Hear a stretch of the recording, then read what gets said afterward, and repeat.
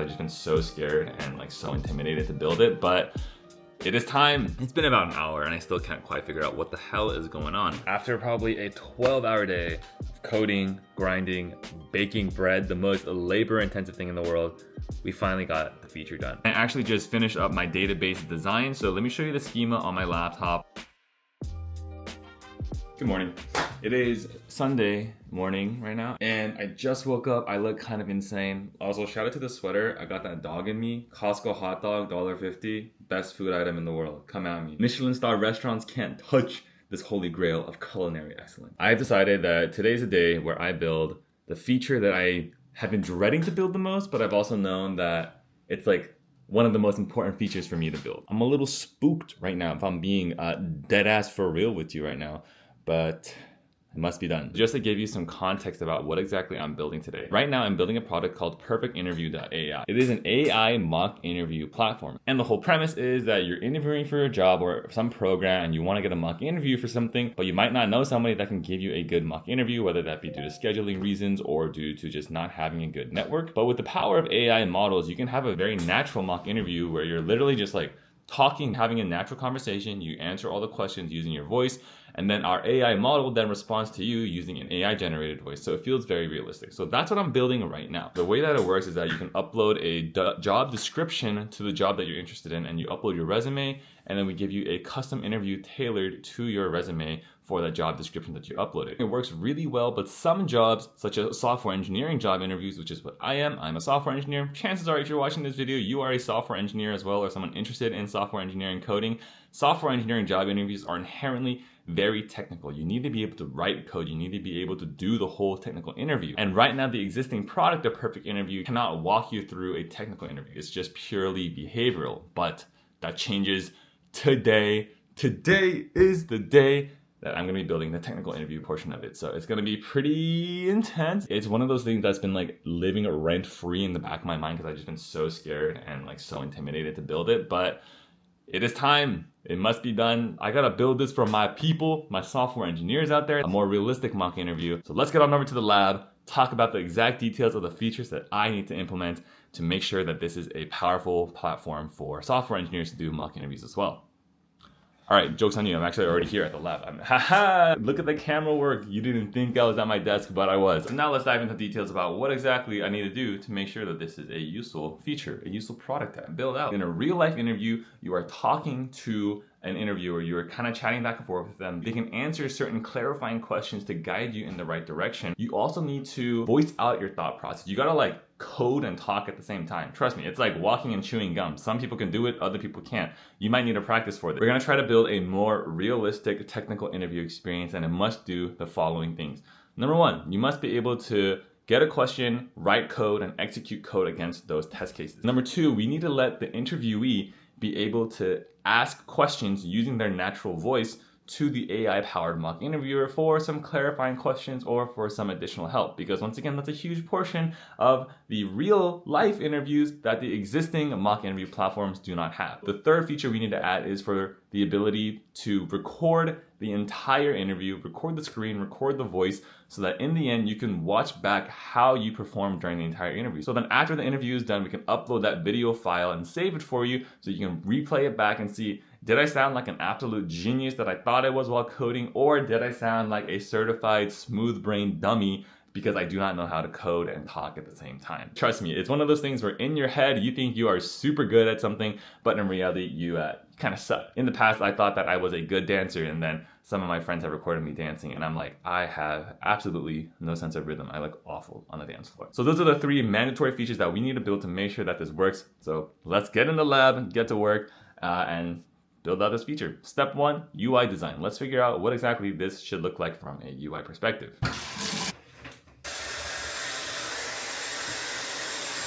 I blow dry my hair essentially every day. Here in a hair product, normally I've been using this Imperial Barber water-based pomade, but I've been trying out this Hans DeFuco claymation stuff. It's not bad. It makes my hair feel like a rock. I'm due for a haircut, but also I get perms on my hair. I recently started getting a perm, and it is potentially the single greatest thing I've done for my hair. It's such a pain because like getting a perm, it's like a 2-hour long process where you sit down and you let the chemicals just like eat away at your hair to get the waves and the curls. But it takes time and money to not look beat. And I'm not trying to look beat out here. I'm trying to look cute as hell, you know?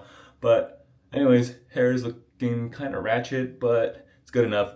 Let's get on with working and designing the new feature and seeing how it's gonna look. All right, I decrustified myself by taking a shower because I smelled disgusting for overnight. Maybe I sweat when I sleep. I do run kind of hot. Honestly, too much information. You did not need to know that. But I got my iPad, got my pencil, I sketched out the UI, and don't call me an artist, but it's looking pretty good. So check it out here.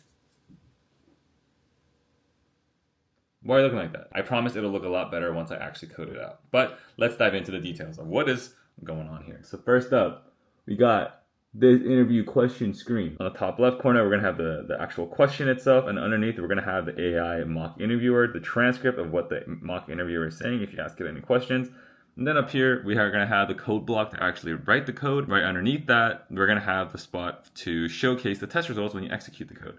Then let's scroll a little bit lower here.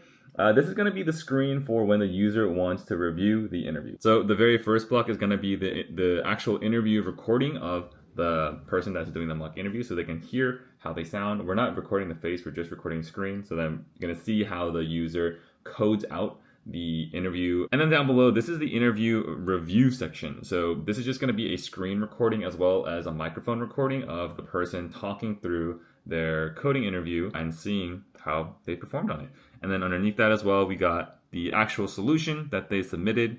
And then here is going to be the transcript of any questions that the interviewer asked the AI interviewee, like, hey, can you clarify how to do this question for me? Thanks so much, blah, blah, blah, blah, blah. So that's it. Really simple. This is going to be the design moving forward. I know it looks pretty sick. Now that we got the designs done, we got to go into the real meat and potatoes of this whole thing, the actual building part of it. And the number one question that I have in my mind right now is, how exactly am I going to execute the code? How am I going to model the test cases, the solutions, and how am I going to then execute the code itself? That's going to be the really hard parts. I'm really hoping that there already exists like an API that does that for me. See you in a little bit after I do some research, and hopefully I will have some good news on how this is all going to be done in a bit.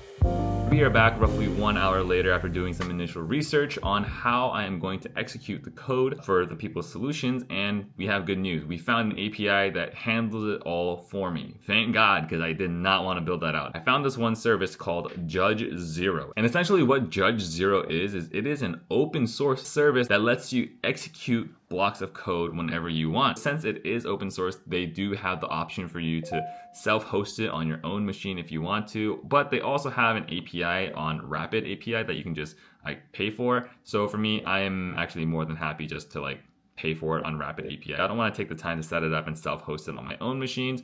Maybe later on for cost saving purposes, I might do that, but it's a little bit unnecessary right now. So I'm just going to be using Judge Zero to handle all my code execution. But then comes the next part of how am I going to model this in my database as well. And I actually just finished up my database design. So let me show you the schema on my laptop and walk you through how I am planning to test the user's solution against particular problem, how we're going to do it for multiple languages, because eventually we're going to want to support multiple languages. So let me walk you through the database schema. Here is the schema for how I am planning to store all of the technical interviews, their test cases, as well as the solutions and all of that. So let's get into it.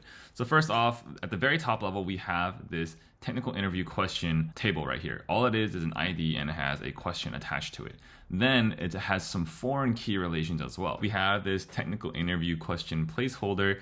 And what this table is going to do is for every single coding language that we are going to support, we are going to have a placeholder of the function skeleton code of what the function's name is going to be, as well as the input parameters that you need to execute that. And then we go over to the interview test case. And this is where for every single question, we're going to store our multiple test cases to test whether or not your solution is correct or not. Again, we are going to have the correct output that we are going to be anticipating. And then every single coding question has a different way of validating whether it is correct or not. So because of that, we have a custom block of code stored in a field called check correctness code. And this block of code is going to be the block of code that check whether the output from the user's solution is going to match the correct output that we have stored internally in our database right there. And then from here, we have some other stuff as well, such as storing the conversation between yourself as with the AI-powered mock interviewer. They're stored in this message table, and that message table is connected to an actual interview table, and that is all connected to a user table as well. So that's a really high level overview of the database schema, the design for storing the technical interview, as well as the questions and the test cases to execute against. Now it's time to start building it out. So see you in a bit. Hello there. Didn't think you were gonna be here at this time. I've been working on the past couple of hours, and let me show you what I got, cause it's looking kind of cute. All I'm saying, all the haters out there who saw my iPad drawing being like, bro, this guy cannot draw or design for his life. Well, check out this. You ready for this? Big update alert. It looks pretty good, right? So we got the question stored up here, just your basic question. We got your interviewer, your mock interviewer right here, the AI one. Then here, this is where we're gonna be able to actually write all of the code for the users to write their code. And then here is where we are going to show the test results as the user's codes. Now, it looks really good, but it does not work at all. It is 100% just aesthetics right now. I've done none of the actual hard part of making the API call, judging whether the code was correct or not, checking it against the test cases. Yeah, I've done none of that. I've just done purely front-end engineering right now. And the reason why I'm doing that is because I am trying to put off any scary responsibilities, because I am too much of a little wimp to attack the back-end more heavy lifting part of it all. But unfortunately, I have run out of low-hanging fruit to get done, and whether I like it or not, I need to go and do the more complicated parts of executing code and all that stuff. Building up that entire front end took maybe like 4 hours or so. I had a lot of old components that I was able to reuse, so that was kind of nice. But this back-end stuff, this code execution stuff, I have no code to reuse there, so it's going to be all from scratch. So fingers crossed, let's see how it goes, and hopefully I'll be able to get this done by this weekend.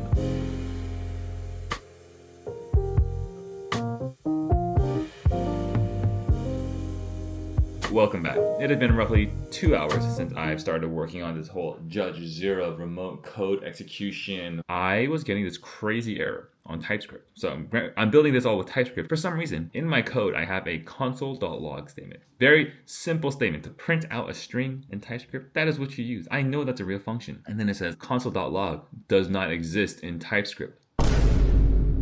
Excuse me? Come again? After some digging around, I finally realized that there is a compile options flag. And just within that flag, you have to pass in these little flags right here. --lib, oh come on, focus. I basically have to pass in a bunch of extra options. --lib, ES6, DOM, ES2016.array.include. And sure, maybe it was very briefly mentioned in their documentation thing, but to find the exact configuration of compile options was just like a huge pain in the ass. I had to do a lot more Googling around than I wanted to. Even ChatGPT failed me. ChatGPT couldn't help me out. It's 2024. It should be able to do everything. So that was a little frustrating. Because Judge Zero is not like the most common or most popular API out there, there was just no like step-by-step tutorial on how to enable this support for console.log and other TypeScript functions. Now we just have to work on screen recording and uploading that screen recording onto Google Cloud Storage. It's uploading a file. How bad could it be? So you know how in the last clip I thought that uploading a video recording to Google Cloud Storage was going to be really simple and straightforward?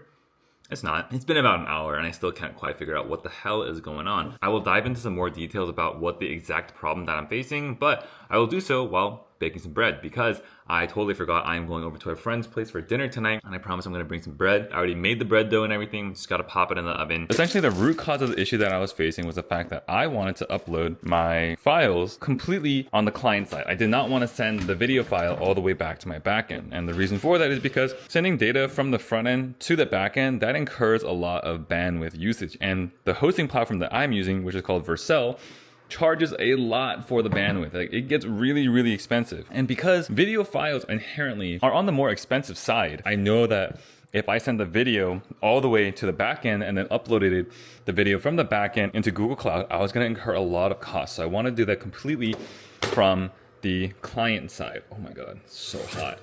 This has been preheating in the oven for, I think, like 45 minutes now, making sure it's ripping hot. It is incredibly hot right now. So the way to upload a file from the client without having any server-side data sending is by generating what's called a pre-signed URL. Essentially, a pre-signed URL within Google Cloud It's just like a security measure to make sure that you are able to safely upload data into your Google Cloud Storage bucket, and it's only from a verified user. But the root cause of this is the fact that the documentation for the pre-signed URL is so unbelievably bad. I just asked ChatGPT, I was like, yo, how do I upload this file to this pre-signed URL to Google Cloud Storage? And I just followed, oh my, hold on, wait, I gotta focus right now. Sorry, focus. Oh. All right, I asked ChatGPT how exactly to do that, and then I just blindly followed the instructions. I didn't even really think about it. Oh man, that's gonna fuck it up. Whatever. Let's cut this a little bit deeper. Let it cook for 20 minutes. Take off the cover, uncover it, and let it cook for 20 more minutes. Essentially, I trusted ChatGPT too much where I asked it, hey, how do I upload a file to Google Cloud Storage using the pre-signed URL? And it gave me the wrong instructions, essentially. But I just took it as truth. I was like, this should work. But it wasn't working time and time again. And it just was failing me over and over and over again. I should have probably checked the official documentation earlier, but I didn't. My bad. Essentially, ChatGPT was basically telling me to send that file wrapped in a form data object to the pre-signed URL, and then it'll upload. But it kept failing and it was not uploading properly. And then I just found like an example on Stack Overflow somewhere or some like GitHub open source repository. And you're not supposed to wrap your file in a form data. You're just supposed to upload the file itself manually to the pre-signed URL. And it worked on the first try. As soon as I made that change, it worked. That's what I get for trusting ChatGPT and Bard way too much. But it's a learning process. I wasted an hour of my life. But on the bright side, at least now we are super, super close to wrapping up. Hopefully I'll have a good update in a couple of hours before heading to dinner. Let's get this bread. Okay, so I'm taking a quick break from coding because my bread just finished baking, but wow, I don't know if I can bring this to my friend. I think bringing this loaf of bread is it's more insulting than like a nice sign of hospitality. It's like a flatbread. It has no volume. What happened? I promise you, I'm actually pretty good at baking bread. I don't know what happened here. I'm eating this at home. No friends today. After probably a 12-hour day of coding, grinding, baking bread, the most labor-intensive thing in the world, we finally got the feature done at a much faster pace than I had thought, actually. I thought it was going to take way, way longer than this. So we love when hard things are not as hard as they seem. No more speaking Japanese out here. Let me show you exactly how this mock coding interview feature works. So bring it up. Our interview, and then we start. We got to share the window because we're going to be screen recording our window. Interview. You will have 40 minutes to complete Intro. the question. If you need any help, press the help button and you can ask me any question, and I will do my best to answer any questions you have. Good luck. All right, so that is the intro message. The interview is starting. You can see we have a 40-minute timer right here. You can see you can go between TypeScript, JavaScript, Python, Java. You can pick whatever coding language that you want in the top right-hand corner. And then when you go here, this is the actual question that you're trying to solve, the permutation question, blah, blah, blah, blah, blah. So actually right here, as the interview is going on, it's actually recording the entire screen and recording my speech right now as well. So it's recording what I'm saying as well. Let's make this not return the correct result. So let's say we will return an empty array. This is not going to work. So wait for it to execute a little bit. This is running against the Judge 0 API right now. I'm running the code that's here. All right, so this is the UI showing the failed test cases. Like this is the test case that it tried out. This is the expected output, and the actual output was an empty array. Similarly for this one, this is a gigantic expected output, and the actual output was an empty array because that's what I hard-coded here as the purposely incorrect response. If we want to ask a question, the AI mock interviewer will respond to us as a mock interviewer to answer any clarifying questions. Can you provide me with some steps or maybe some hints on how I can approach this problem? Because like in a real interview, you're actually going to be able to ask your interviewer some clarifying questions. So right now it's getting the response. I should probably fix the loading animation. I can definitely provide you with some high-level guidance on Let's how to 2x approach this. this problem. I can definitely provide you with some high-level guidance on how to approach this problem. One common approach to generate permutations is to use backtracking or recursion. Yada.